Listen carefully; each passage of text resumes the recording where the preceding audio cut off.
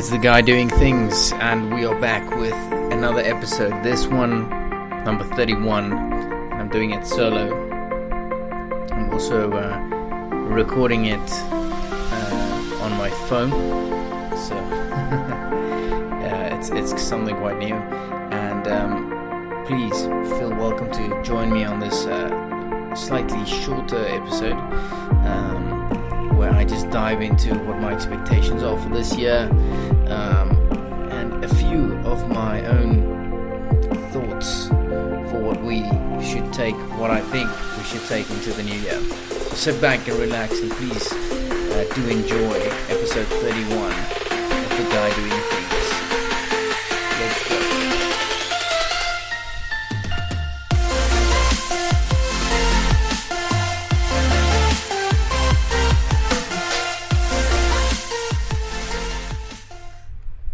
Alright, short introduction there, and today's theme is just a very cliche thing, but considering that we're already nearing the end of January and the end of the start of the new year, some of these topics fade out, and that's the reason I want to talk about it, and I want to have a chat about it.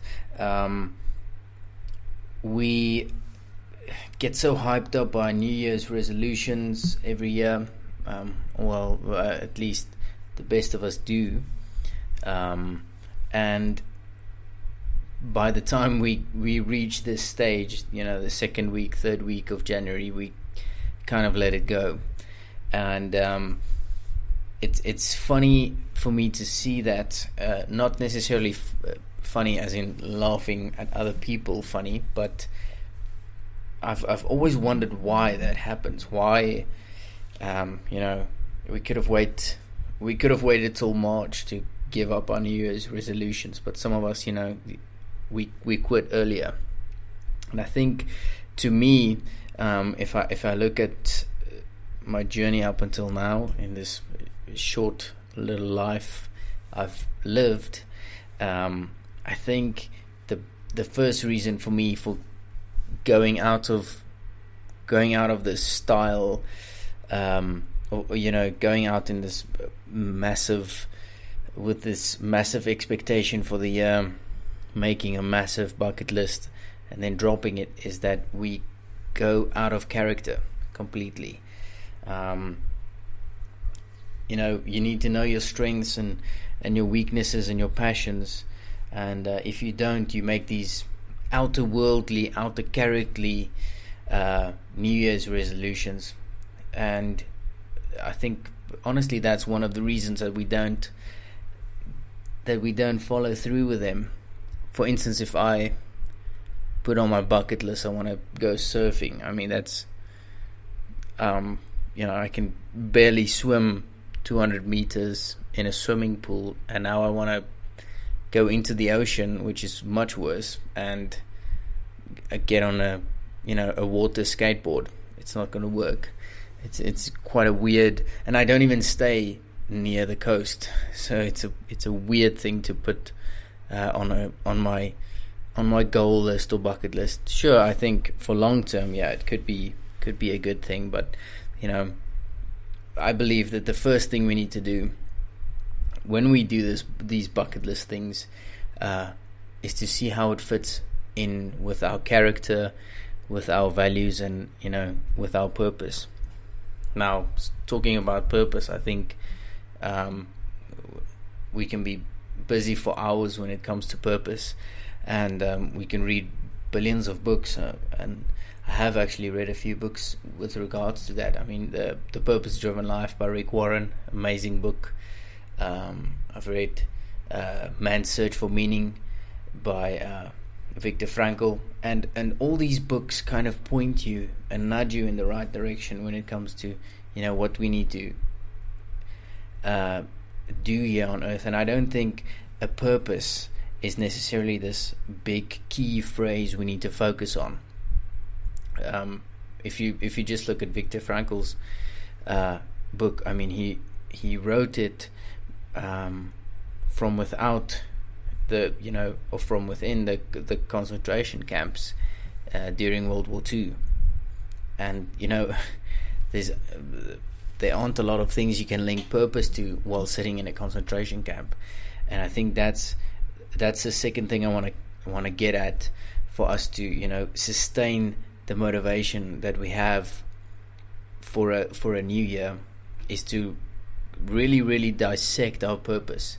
Because if someone like him can find purpose in a place that is really purposeless and really empty, we can too, in a society that's filled with opportunity to have purpose.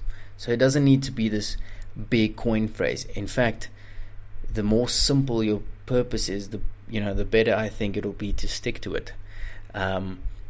Just because it's not this magnificent thing we look up to, it's something we can actually live out on a day-to-day basis.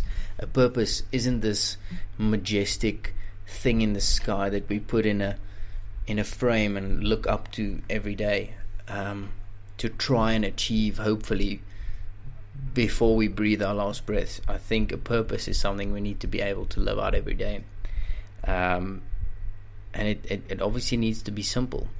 We can't overcomplicate it.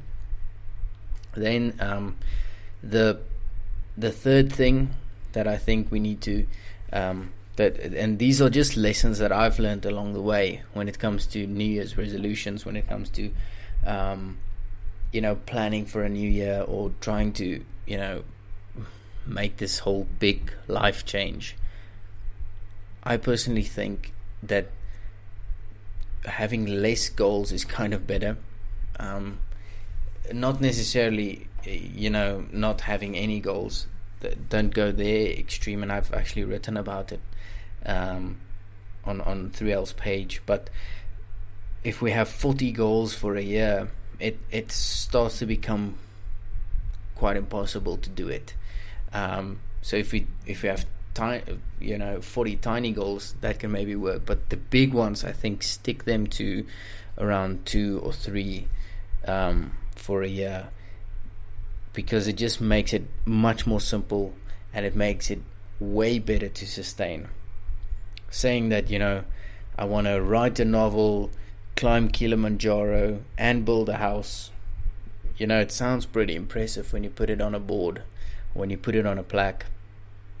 But doing that in 12 months, extraordinary people can do that. And I'm not saying you can't do that, or that you're not extraordinary.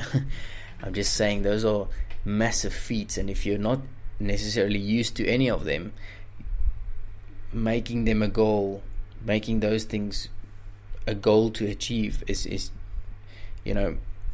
it's quite let me say far-fetched. I don't know if that's the right word, but I think, yes, let's say far-fetched, because you're setting yourself up for failure. So cool. Those are basically 3 things that I think we can take into the year to sustain these, to sustain our goals. Keep them simple, keep them reachable, put time limits on them. Obviously in this year. And then the last thing, I think, never do it alone. That's also some of the mistakes I made, to try and make these big goals. For instance, running a marathon, and you never come quite close to it because you have to do it alone, and it gets it really gets too lonely. When you do something alone, it's fine, but when it gets lonely, that's when it hits you, and that's when it's not fun, and that's when it's way easier to give up, because who's gonna care if no one is there.